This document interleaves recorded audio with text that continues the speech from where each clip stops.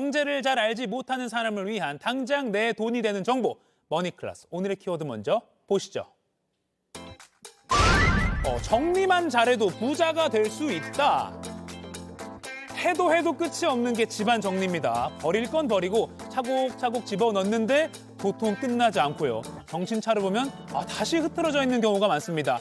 이런 일이 반복되다 보면 그래 어차피 엉망될 거 정리는 해서 뭐해 라면서 포기하기 일쑤인데요. 하지만 정리만 잘해도 인생이 바뀌고 부자가 될 수 있다 이렇게 강조하시는 분이 있습니다. 최근에 책도 내셨는데요. 잘 되는 집들의 비밀이 뭔지, 부와 운을 부르는 공간 정리 방법은 뭔지 전문가에게 들어보겠습니다.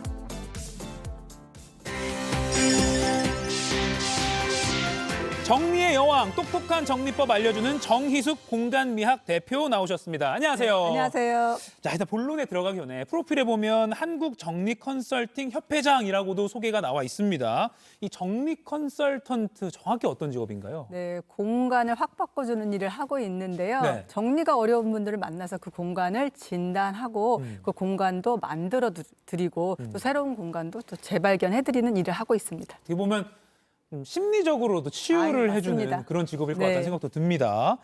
살면서 5천 명을 만나 얘기하기도 쉽지 않은데 들어보니까 5천 가구 정도를 방문하셨다라고 맞습니다. 들었어요. 네, 5천여 집을 정리했고요. 네. 1만여 명의 가족들을 만나서 그분들의 고민을 해결해 드렸습니다. 야, 5천여 집을 네. 다녀보시니까 좀 어떻던가요? 뭐가 좀 특징이 보일 것 같아요. 직업도 좀 다양하고 예. 성별도 다양한데요. 대부분 정리를 어려워서 고민이 좀 많으신데요.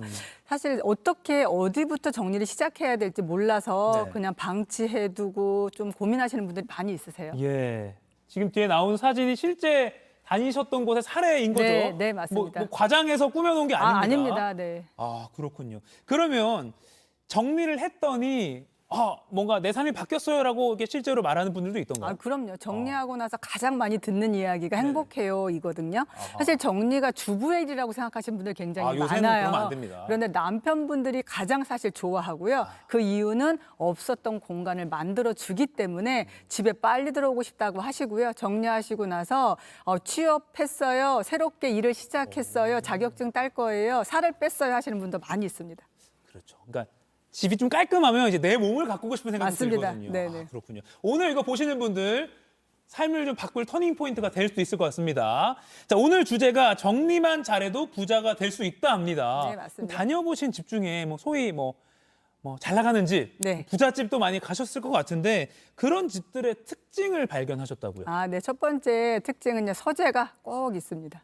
서재가 꼭 있다. 네. 어허. 그러니까 결국은 공간을 굉장히 중요하게 생각하는데요. 네. 자기 개발하시는데 시간을 투자하시더라고요. 음. 개인 서재, 개인 드레스룸, 개인 취미 공간이 꼭 있었고요. 네. 네, 집중력도 높이고 사실 집이라는 공간에 대해서 에너지를 얻는 공간이라고 확실히 아시는 것 같았습니다. 그리고 서재. 그리고 그분들은요.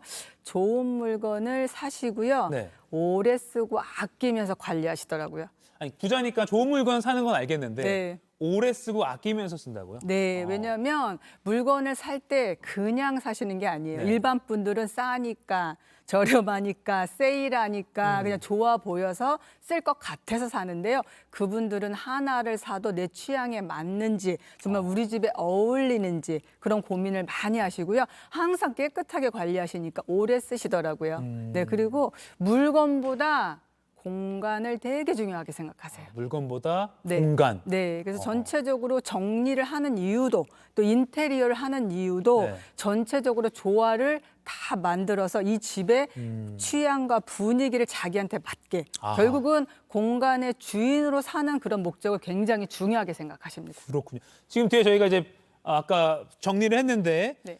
서재가 있고요. 좋은 네. 것을 사고 아끼면서 오래 쓰고요. 물건보다 공간에 집중한다. 요 세 개가 지금 잘 되는 집들의 비밀이라고 공통점을 발견하신 겁니다. 네네. 이렇지 않다면 이렇게 만들어 보는 것도 좋은 습관이 될 것 같습니다. 네네, 맞습니다. 자, 그리고 집 정리가 경제적으로 도움이 되는 이유, 집을 잘 정리하면 부자가 될 수 있다라고 말씀하시는 그 이유 구체적으로 설명해 주실 수 있나요? 네, 뭐 직관적으로 이사 비용이 절감이 됩니다. 되게 직관적인 네. 말이에요. 네네. 물건을 없애면 그 뭐라 하죠? 그 뭐라 그러지? 그 견적을 뽑을 때 그렇죠. 조금 덜 뽑을 수 네, 있으니까. 맞습니다. 아하. 이사해 보시면 알겠지만 네. 4인 가족 기준으로 한 200만 원이 넘는데 사실 불필요한 것을 다 가지고 가는 비용까지 포함이 되거든요. 그래서 이사 전에 정리하시면 1톤만 줄여도 4, 50만 원 금방 절감할 수 있기 때문에 네. 비용을 절감할 수 있고요. 네.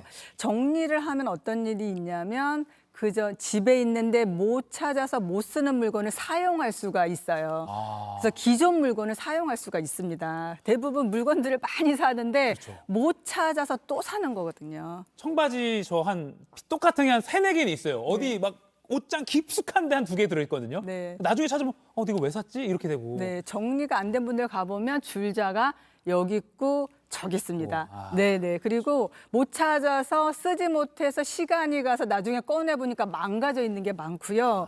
기존 있었던 물건 중에서 깨끗하게 잘 관리하면 수리 비용, 교체 비용까지도 아하. 줄일 수가 있습니다. 그쵸. 항상 쓰시는 게 오히려 더 오래 쓸 수 있는 방법인데 저기 베란다에 갖다 넣어두시고 창고에 내놓으시면 나중에는 결국 쓰려면 쓸 수도 못하고 고장도 나고 그래서 결국은 비용이 손해를 보게 되죠.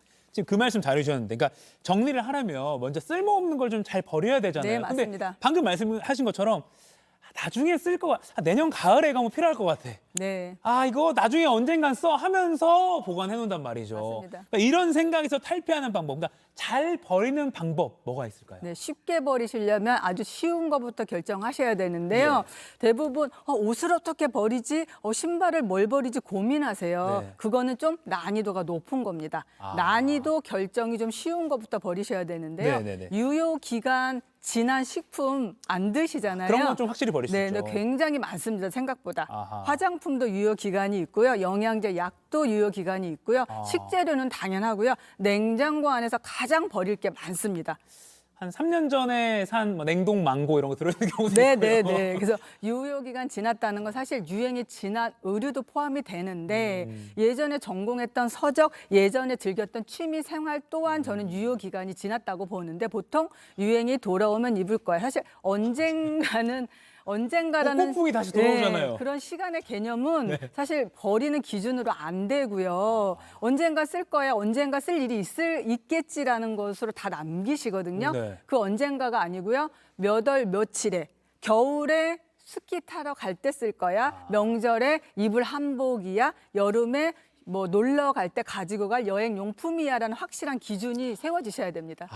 그거 되게 좋은 말씀이네요. 그러니까 구체적으로 이게 어느 시점에 어느 상황에서 쓸 거라는 것까지 확실하지 않다면 네. 좀 과감하게 버릴 필요가 있다. 맞습니다. 네, 네. 그렇군요. 나팔바지 이런 거 한 10년 전 유행하던 거 다시 또 유행 돌아올 수 있고 근데 그렇지 않나요? 그때 얼굴이 제가 아니죠. 네, 알겠습니다. 굉장히 중요한 점을 또 지적하셨습니다. 어울리십니다. 사이즈가 안 맞을 수도 네, 있고요. 네, 네. 알겠습니다. 굉장히 허를 찌르는 지적을 해주셨습니다. 그리고 또 그러니까 옷, 신발보다 유효기간이 확실한 거 먼저 버리는 습관이라고 말씀하셨고 맞습니다. 네. 그리고 뭐 여름 언제 휴가 갈 때 어디서 쓸 거야 이렇게 구체적인 계획이 안 서면 버려라. 네네. 그리고 나서 또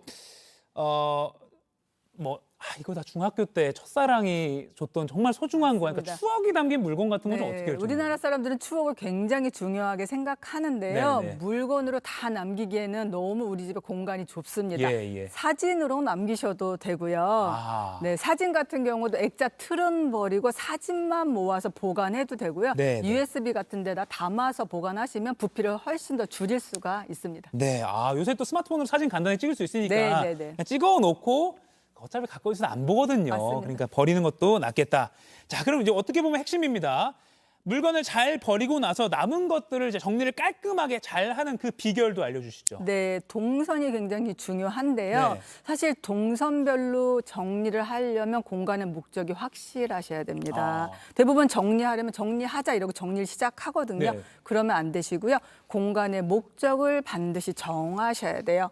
공간의 목적은 어떤 사람이 어떤 목적으로 이 공간을 쓰는 거지라는 걸 먼저 기준으로 세우셔야 돼요. 네. 아이 학습하는 방인지, 아이 공부방인지, 아이 놀이방인지, 아이가 잠을 자는 방인지, 부부 침실인지, 개인 서재인지, 가족 서재인지에 따라서 물건들이 움직이거든요. 아하. 그런 다음에 물건의 종류별로 동선을 기억하셔야 되는데 동선이 좀 어렵다고 하시더라고요. 네. 사용 장소의 사용 물건입니다. 뭐 주방에 예를 예를 든다면 네, 주방을 예로. 네, 네. 정수기 옆에 딱 섰을 때 물을 마시겠죠. 네. 그러면 컵이 있으면 좋겠죠. 그렇죠. 영양제가 있으면 좋겠죠. 약이 있으면 좋겠죠. 차 종류가 있으면 좋겠죠. 그렇죠. 네, 그리고 요리를 막 하는 가스레인지 옆에 조미료와 액상 가루로 나눠지고 예. 후라이팬이 있으면 좋겠죠.